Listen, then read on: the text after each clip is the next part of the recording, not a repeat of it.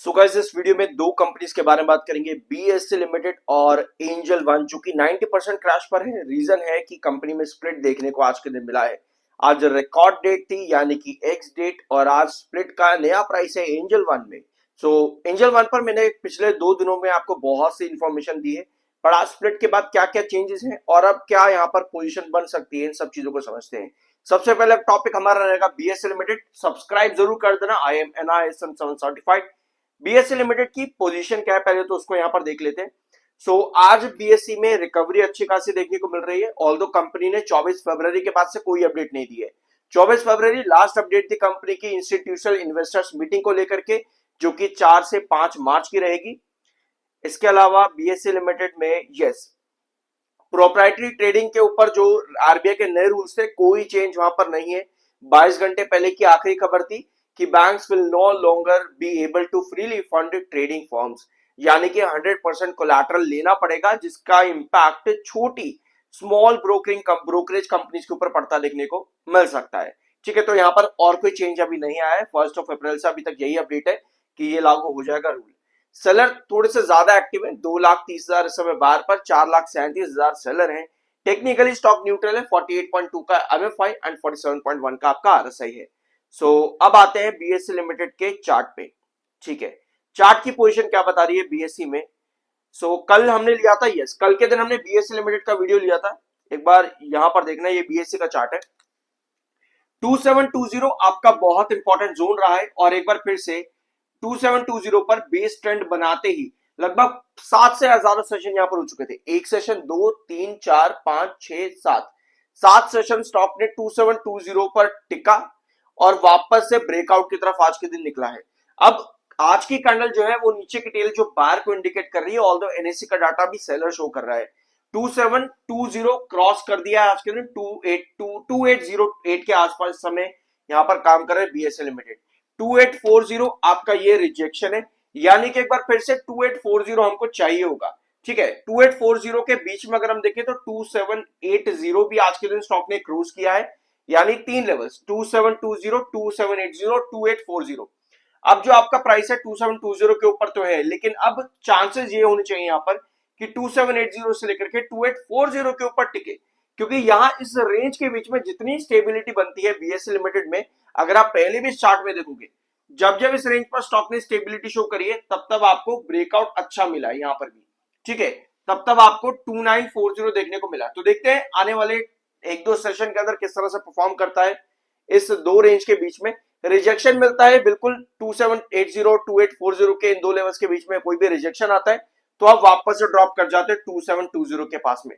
तो शॉर्टर्स बहुत ज्यादा एक्टिव है इस समय बीएससी लिमिटेड के अंदर, इसी रेंज के अंदर 2720 पर एंट्री करते और 2780 2840 के बीच में आपको शॉर्टर एग्जिट करते देखने को मिल रहे हैं। ये था बीएससी लिमिटेड। अब आते हैं एंजल वन, जहां पर आज के दिन आपको नजर आ रहा है कि स्टॉक 90% ड्रॉप कर चुका है। एक्चुअली स्प्लिट के बाद प्राइस एडजस्टमेंट होता है, ये चीज आप लोगों को पता ही होगी, इसमें कुछ नया नहीं है। आज के दिन गिरावट अच्छी खासी है और वॉल्यूम बहुत ज्यादा चला गया, 66 लाख का वॉल्यूम आज के दिन में है।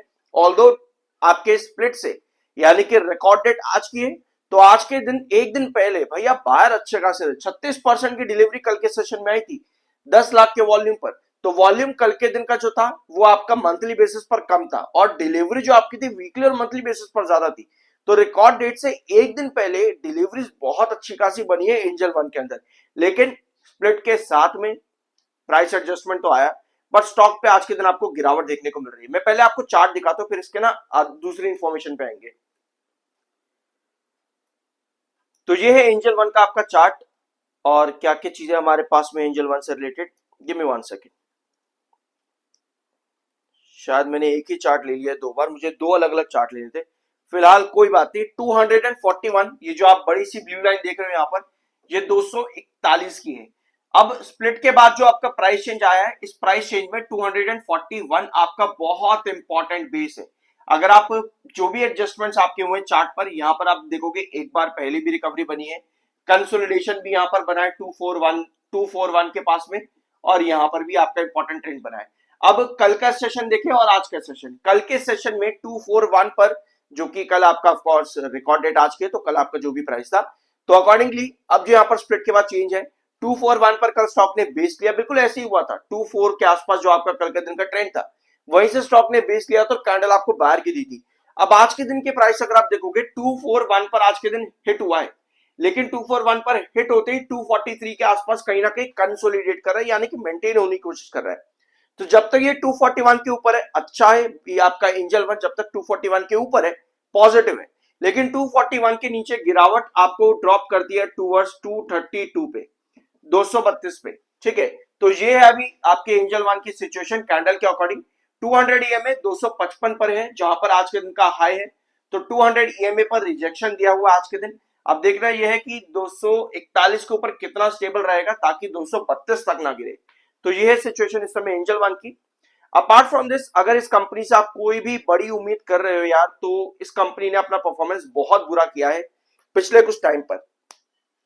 एक बार यहां पर देखो, कंपनी का परफॉर्मेंस बहुत बढ़िया चलता था एक टाइम पे। कंपनी 25%, 21%, 18, 40, 41, 64%, 74%, 44% बड़ा ग्रोथ कंपनी देती थी। 2024 तक कंपनी ने बहुत बढ़िया काम किया, लेकिन 2024 के बाद में 2025 का परफॉर्मेंस कंपनी का बहुत बुरा रहा है। 2025 में कंपनी 22% माइनस में, 18% माइनस, -20%।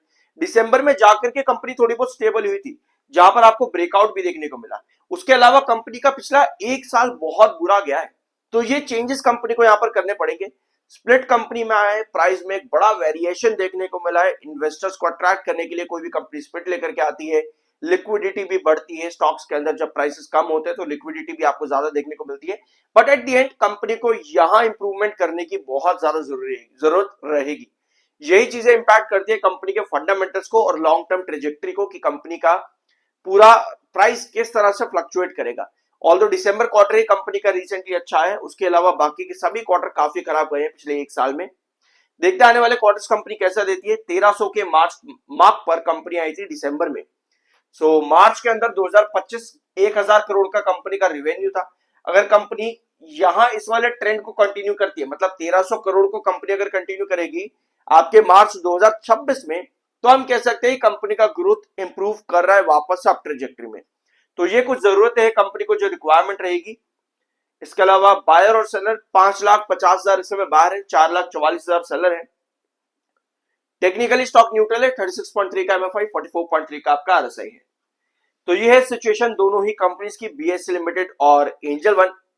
आई होप कि वीडियो आपको अच्छा लगा होगा और कुछ जानने को मिला हो तो एक प्यारा सा सब्सक्राइब जरूर करना। मिलता अगले वीडियो में।